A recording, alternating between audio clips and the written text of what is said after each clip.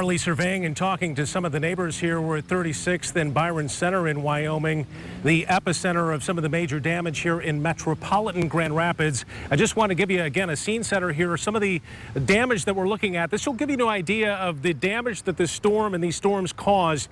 Look at this tree here. This was ripped right from the trunk, thrown onto the power lines. The power lines are still bowed to the in effect like it's a rubber band or it's a bow and arrow about to snap. So this tree is down on these lines. There is no power for the neighborhood here, although the intersection does have electricity, as I can see. But if you look farther afield, the family video sign has been ripped away. There are a lot of neighbors out in their yards. This is a scene being played out all over West Michigan. Folks without power just coming out on this Saturday night to survey what in the world happened. There is a lot of activity here, Marley. We've had fire trucks and consumers energy trucks and work crews coming through.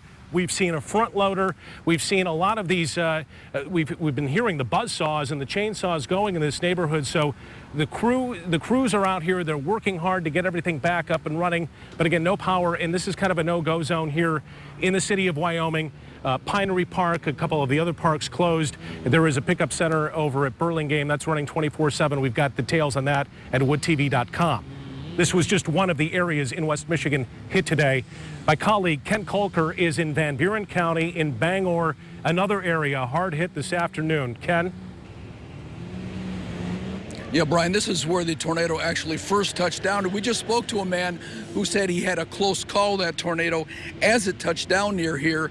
A close call captured on surveillance cameras.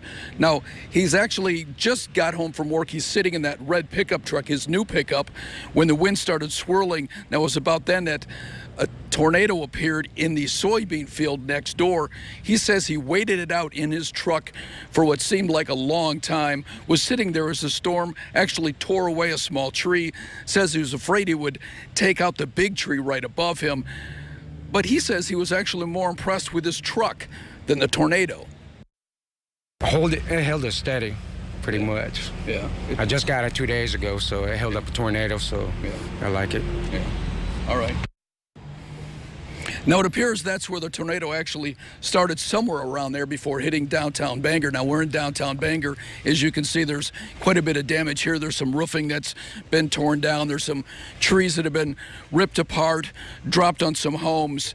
Now, the police say it cut about a 2-block path through Bangor. Like I said, tore down some trees, torn off some roof. But, you know, the amazing thing, there's no real major structural damage in Bangor, although we're told in Columbia Township to the north of here, it caused heavy damage to the township hall, and it also destroyed a blueberry farm. Live in Bangor, Ken Kolker, 24 Hour News 8.